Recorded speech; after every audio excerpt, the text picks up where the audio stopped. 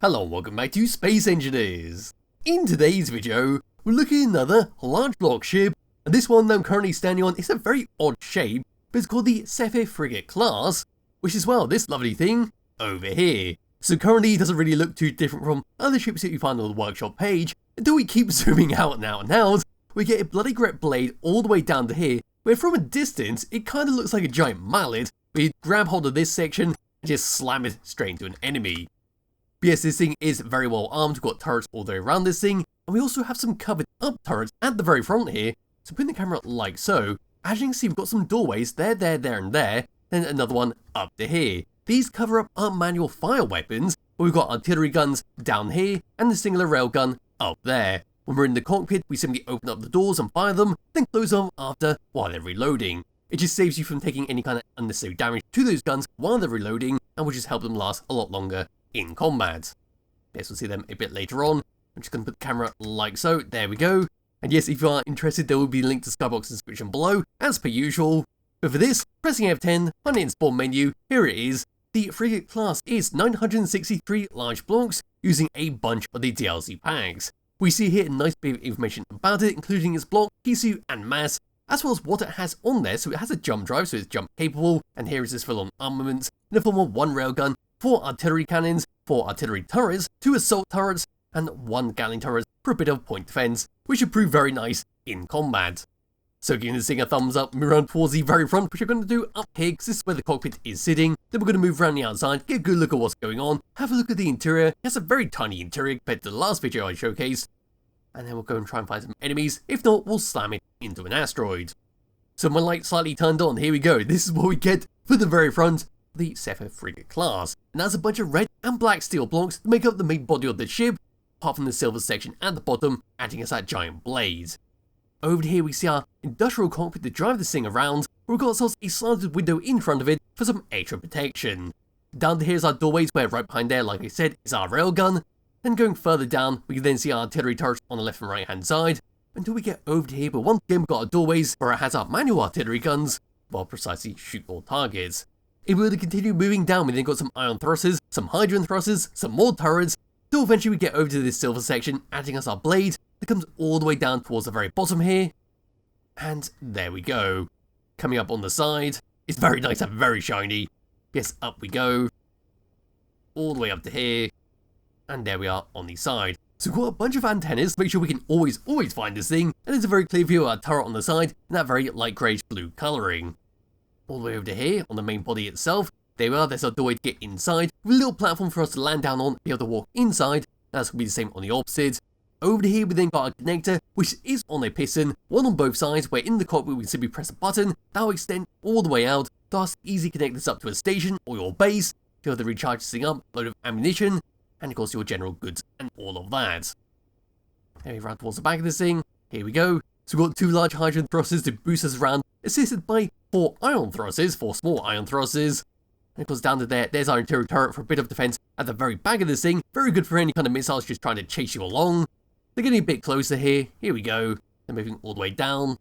Large hydrogen thrusters give us off the ground, some more ion, some more small hydrogen thrusters. Then over to this section, we've got some conveyor caps to break up those steel blocks either side of that antenna. Moving down slightly, there's your gyroscope just hidden away there. There's another antenna. And of course down to here, here's our blade once again. And there we are. Looking at it from underneath, there we go, it looks very odd like this.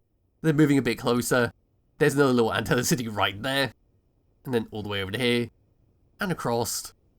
And there we are. Moving up and looking down, not going to be able to see too much on here, just a couple of thrusters, then a bunch of very shiny red blocks.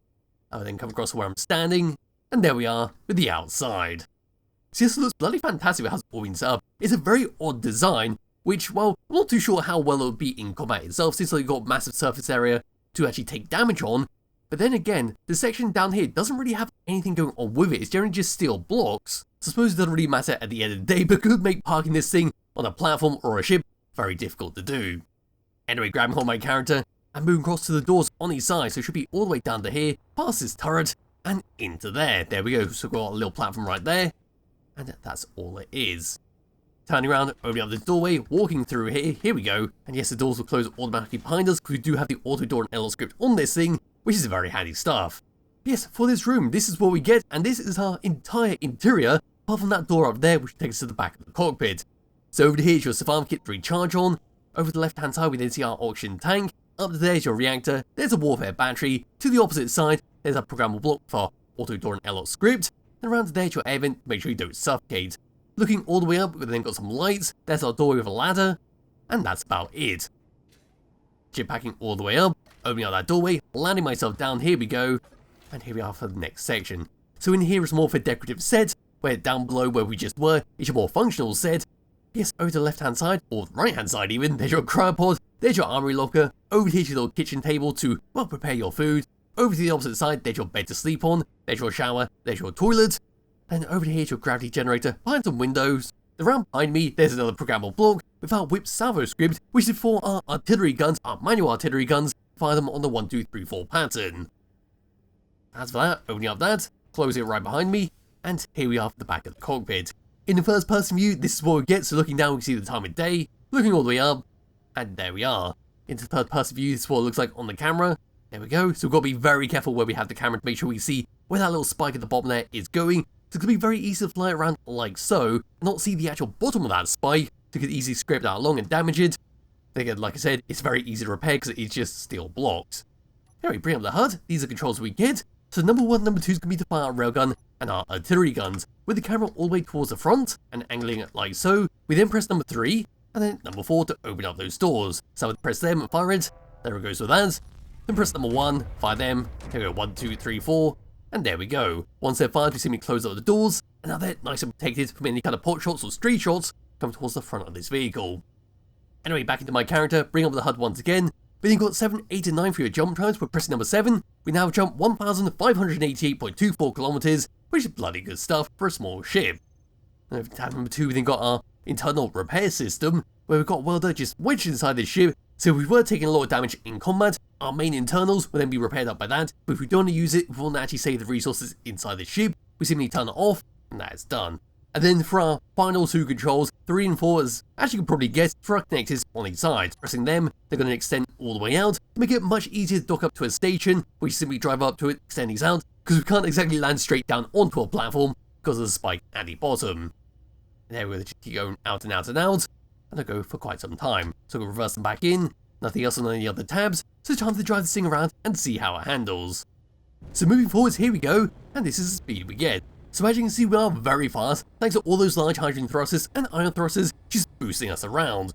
But coming to a stop, as you can clearly see, we are very, very slow. We may want to do a 180 to stop this thing a bit quicker. That's entirely up to you if you want to do that. There is also a script that can actually do this automatically if you want to do that by a press of a button. So you can say replace the salvo script or the auto-door and airlock script depending on what you want, or even just slap on a new program block onto this to slot that in there. Yes, moving left, and moving right we are very slow compared to moving forwards. And moving backwards. Moving down, again, it's very slow. Not as slow as moving left to right, moving backwards. The moving up should be nice and fast. There we go. Nowhere near as fast as moving forwards, but still faster than everything else. Then as for gyroscope controls, moving this thing around, here we go. So we've got a nice big control over this, but it is very, very heavy. So me moving this around at high speeds, there we go. So yes, we can do an easy 180, but just moving it around does take a little bit of time to actually get going. As for that, that's pretty much it for the ship and all it has to offer. It's just got a very funky design, which I thought some people might get a kick out of. You don't really see this type of design too often. I have showcased a ship in the past that did have a similar design, in that it was just a vertical ship, but yes, it did catch my attention when scrolling through the workshop. So one final thing to do with the ship is of course find some space pirates and shoot it out with all the guns. If not, I'll have to slam it into an asteroid and blow up that way. So here we go to end this video. Because I did not find any space pirates in the general area and didn't really want to go down to the Earth-like planet once again to pull out that singular base like I always do, we're just going to slam it straight into this asteroid to see how it crumbles. Now I did make sure that the voxel destruction and block destruction was turned on, so in 3, 2, 1, and there we go, that was a colossal crash. And the overall ship doesn't really look like it took too much damage. I say too much damage, we lost the entire blade, we lost the entire front, but we've still got power, we still got our thrusters. It looks like our hydrogen thrusters have been disabled, so our hydrogen tanks have been blown up. We can easily salvage this thing, turn it into a smaller ship, and drive it away, or just use it as a base wedged in the asteroid. But yes, as for that, it's a fantastic looking ship to use in your world. There'll be a link to it in the description below if you choose to and play around yourself. Highly recommend you do. I'll be back with another video some point soon. Bye bye.